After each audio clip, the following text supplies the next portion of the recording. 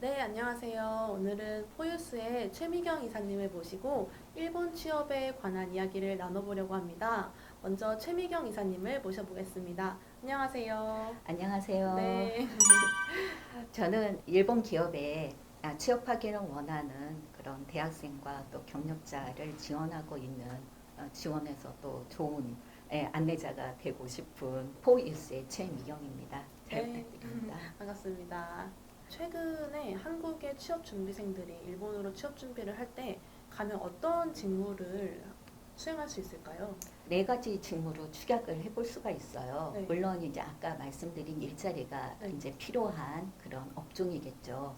첫째는 IT 업종이에요. 이건 전 음, 세계적으로 아주 핫한 네, 어디에서나 원하는 그런 IT 직무죠. 네, IT 엔지니어 속에는 예를 들어서 모바일 앱 개발자라든가 네. 그다음에 뭐 소프트웨어 개발자, 뭐 시스템 엔지니어, 솔루션 엔지니어, 데이터 분석 이런 직업들이 되게 선호가 되고 있어요.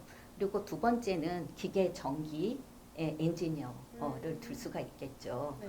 아무래도 낙후된 시설이라든지 또 4차 산업에 맞게 또 여러 가지 그 리뉴얼 이런 것도 이루어지기 때문에 기계 설비라든가 전기 설비, 그다음에 생산 기술, 생산 관리, 그다음에 플랜트 시공 관리 이런 직종들이 많이 저희들한테 수요가 옵니다. 그리고 세 번째는 종합 사무직이죠. 네. 비엔지니어의 영역, 뭐 음, 인사, 마케팅, 네. 해외 기획이라든지 뭐 서비스 기획, 또 회계 같은 그런 직무라고 볼 수가 있고요. 또 마지막은 관광, 요식업, 항공, 네. 뭐 호텔 서비스 직무군이죠. 코로나로 인해서 거의 채용이 없습니다. 안타깝죠. 기다리는 학생들한테는. 네. 근데 또 뭐 기회가 올 거라고 생각을 하고 이제 저희들도 이제 대비를 하고 있는데 저희 같은 경우는 기술자와 비기술자의 네. 그런 안건 비율이 한 8대 2 정도 음, 되는 것 같습니다. 한국 기업과 다른 일본 기업의 채용 특징은 무엇이라고 생각하시나요? 음, 채용 특징은 네. 딱 배별이 돼요. 음, 한국 기업 같은 경우는 네. 스펙을 중시하죠. 네. 또 여러분들이 되게 익숙한 그런 것 중에 또 포텐셜 네. 채용이라고 하는 것은 일본 기업의 방식입니다. 음, 근데 제가 생각하기에는 네. 어떤 것이 더 좋냐, 맞냐, 틀리냐, 저는 그건 의미가 없다고 생각해요. 음, 그거는 그냥 각자가 처한, 기업이 처한 그런 기업 인사 시스템이 다른 것 뿐이거든요. 네. 한국 기업 같은 경우에는 아무래도 직무를 정해놓고 뽑기 때문에 관련 자격증을 이 친구가 땄는지 경험을 했는지 뭐 인턴을 해봤는지 이런 스펙적인 부분을 아무래도 중요시 여기게 되죠. 왜냐하면 현장에 와서 직접 현업에 와서 투입돼가지고 일을 하는 걸 더 선호하니까요. 네. 근데 그의 반면에 일본 기업들은 채용 때부터 그냥 사무 종합직 이렇게 두리뭉실하게 공명적으로 뽑는단 말이에요. 네. 예, 그렇기 때문에 아무래도 전공을 보기보다는 한 개인에 집중을 하게 되죠. 이 친구가 어떤 경험을 했고 네. 또 우리 회사를 어느 정도 원하고 우리에 대해서 얼마나 알고 또 관심이 있고 또 이 학생이 우리 컬처에 맞나 이런 것들을 아무래도 많이 보게 되죠. 그래서 일단 뽑고 네. 이제 우리 컬처에 맞는 친구들을 일단 뽑은 다음에 그가 이제 신입 연수를 시켜가면서 네. 적성도 보게 되고 어느 기업에 배치를 어느 부서에 네. 배치를 할까 네. 이런 것들을 또 개별 면접을 통해서도 음, 파악을 해서 배치를 하게 됩니다. 그렇기 때문에 당연히 네. 아무래도 싹이 있는 그런 친구라면 그냥 우리 컬처에 맞으면 뽑겠죠. 음, 그러니까 그냥 다른 것뿐이에요. 그리고 최근에는 구글이라든지 마이크로소프트라든지 아마존 같은 회사가 네. 스펙 같은 하드 스킬을 보지 않고 음, 개인의 인성을 보겠다. 네. 이런 것들이 굉장히 주류가 되고 있어요. 그래서 음, 한국도 그에 발맞춰서 또 네. 변화하고 있고 그렇기는 하지만 그 개인의 인성을 보는 그런 소프트 스킬은 이제 계속 일본에서 계속 해왔단 네. 말이에요.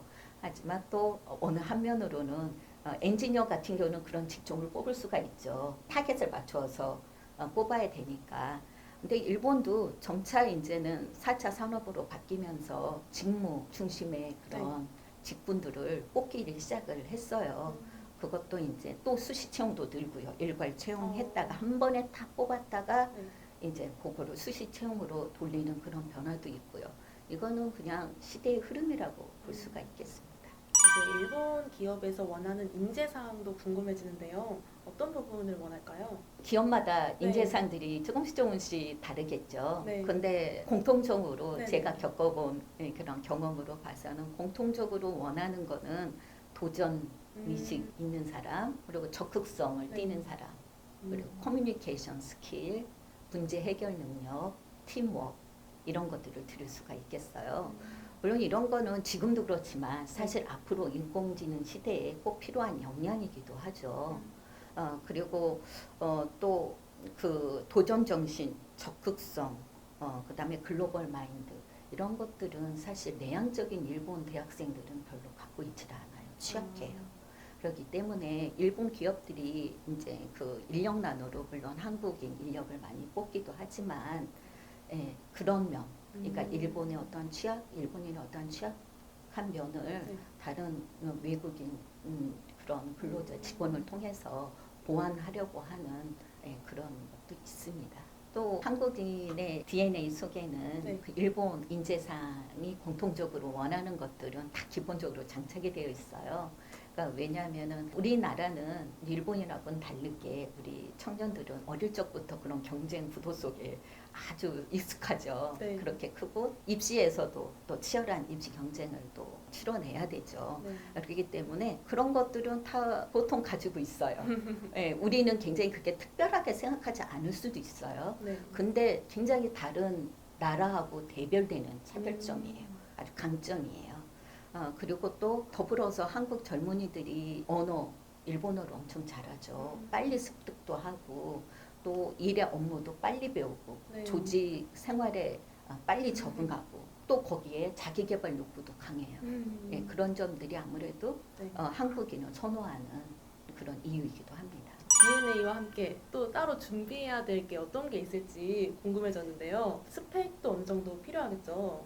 네, 스펙이라기보다는 저는 준비라고 생각해요. 네. 예, 정말로 가고자 한다면 네. 그에 맞게 준비를 해야 되겠죠. 결론적으로 얘기하면 네. 일본어 능력이 제일 중요하다고 저는 생각을 해요. 네. 일본어 능력이 돼야 가서 생활도 하고 적응도 하고 또 교육도 받고 네. 또 의사소통도 하고 하거든요.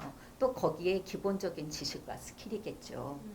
그래서 엔지니어직인 경우에는 네. JLPT라고 해서 일본어 능력 시험 N2 정도의 그런 비즈니스 회화가 가능하면 좋을 것 같고요. 문서 작업이 많은 그런 종합 사무직이나 서비스직 같고 이런 고객 서비스를 해야 되기 때문에 그런 직들은 더 높은 일본어 능력이 요구되겠죠. 네. 아무래도 업무적으로 JLPT 1급이 필요합니다.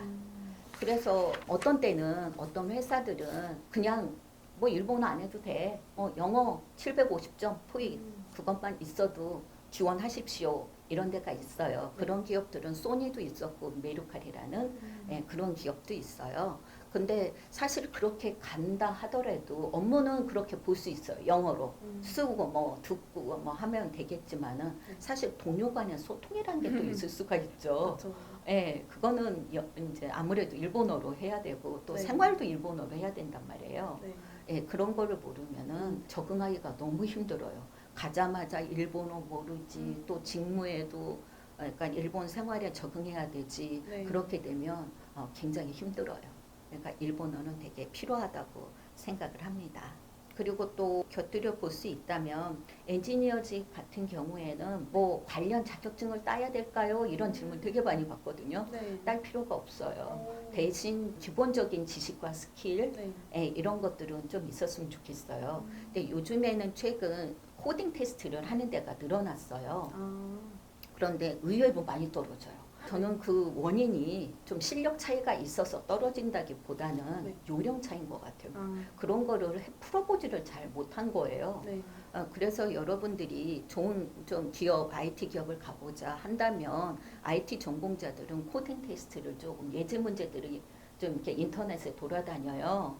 그러니까 그런 예제 문제도 좀 풀어보고 좀 익숙해져야 될 것 같아요. 연습을 안 한 친구 한 친구는 하늘과 땅 차이거든요. 네. 예, 실력 차이라기보다는 준비입니다. 그것도.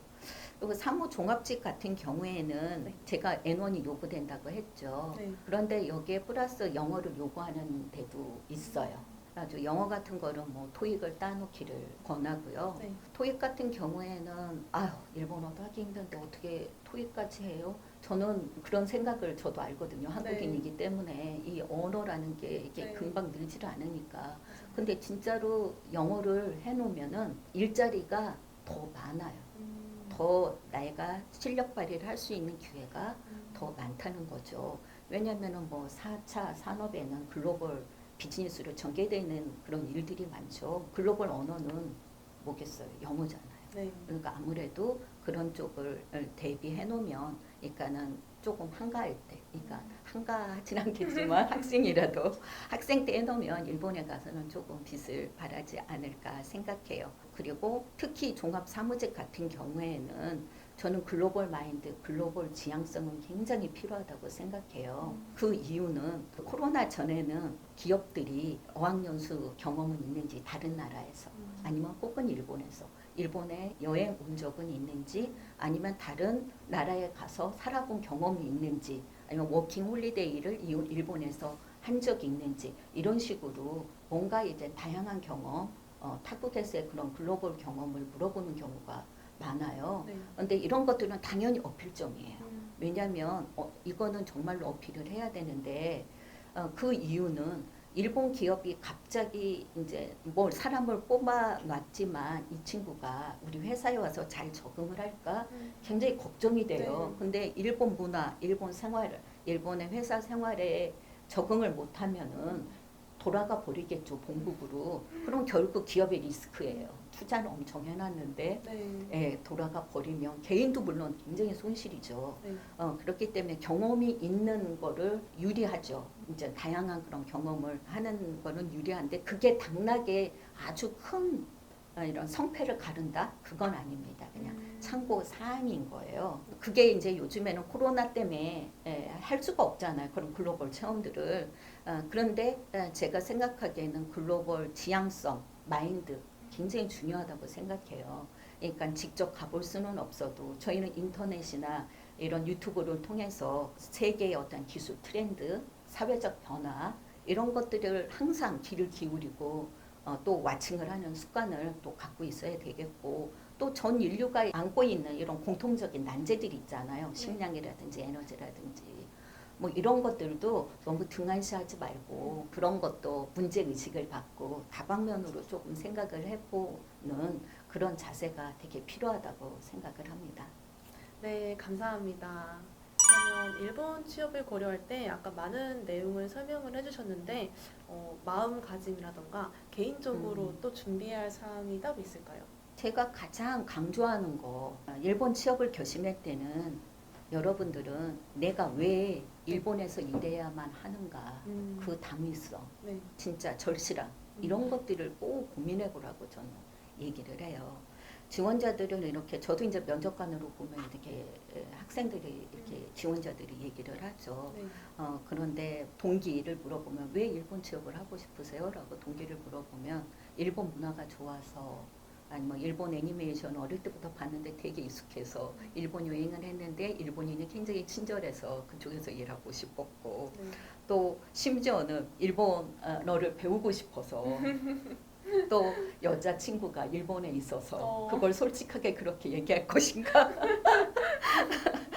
의문이지만 그렇게 얘기를 한단 말이에요. 네. 근데 당연히 이제 인간이기 때문에 아무래도 네. 감성적으로 이끌리는 부분은 어쩔 수가 없죠. 네. 근데 그걸 표면에 나타나면 안 되겠죠. 네. 그거는 그런 감성적인 이유는 한 두 번째, 세 번째 이유여야 돼요. 네.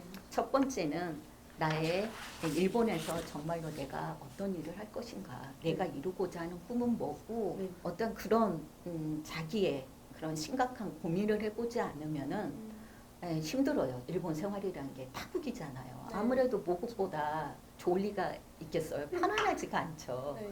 물론 이제 처음에는 이제 엄마의 잔소리 뭐 이런 거에서 해방돼서 굉장히 자유를 만끽하겠거니라고 생각을 하겠지만 책임이 따르죠. 네. 또 이런 부모님과 떨어져야 되고 또 좋은 친구들 그런 사람들하고 다 떨어져서 저는 생활인으로서 이제 돈을 벌어야 되는 거예요. 학생의 신분을 또 벗어나서 어디 가나 예, 남의 돈을 받는다는 거는 힘들어요.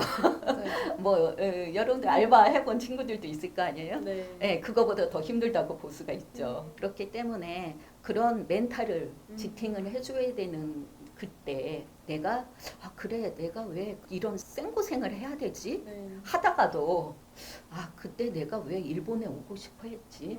내가 일본을 고민했던 거, 일본 취업을 고민했던 거는 과연 무엇이었지?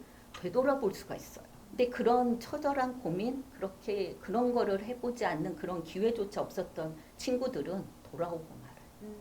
그러면은 어학 1년 반, 또 취업 활동 한 1년 그런 것들이 날아가 버리는 거잖아요. 결국은 자신의 그런 실패 경험, 또 이런 장시간에 대한 어떤 기회 손실 이런 것들을 아무래도 그런 시행착오를 좀 줄이기 위해서는 저는 꼭 why Japan이라고 얘기하거든요. 왜 나는 여기를 가야만 하는가? 네. 예, 그런 것들을 꼭 이제 생각을 해두었으면 좋겠어요. 그러면은 이제 마지막으로 일본 취업을 준비하는 취업 준비생과 그리고 젊은 청년들에게 마지막 한마디 부탁드릴게요. 여러분들 너무 고민이 클 거예요. 한국도 그렇고 또 일본 취업하는 학생들도 되게 답답할 겁니다.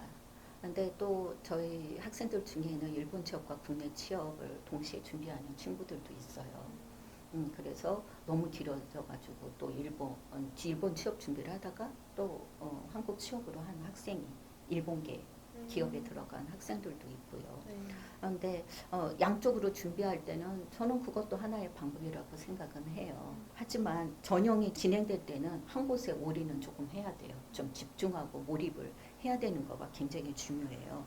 그래서 그런 몰입도 할 때는 한다. 라는 그런 집중의 그런 몰입도가 필요하고 여러분들이 준비할 때 면접이든 뭐 이력서든 되게 인터넷에 떠돌아다니는 어떠한 아주 화려한 문구들 그죠? 네. 아주 그 뭐뭐해 만약에 지망 이유를 본다면 어떠한 가교 역할을 하고 싶다는 내 얘기가 아닌 거는 사실 필요가 없어요. 그런 것보다는 나의 진정성을 담은 한마디가 더 중요해요. 예를 들어서 뭐 저의 어떤 친구가 생각이 나요. 그 친구 이제 그 친구는 그러니까 복지 차량이라고 해가지고 휠체어도 넣고 뭐 할 수 있는 그런 자동차 회사를 지망한 친구였었는데 할머님이 이런 장애를 갖고 계시대요. 네. 그래서 할머니가 굉장히 편안하고 굉장히 내 몸처럼 이용할 수 있는 차를 만들고 싶다.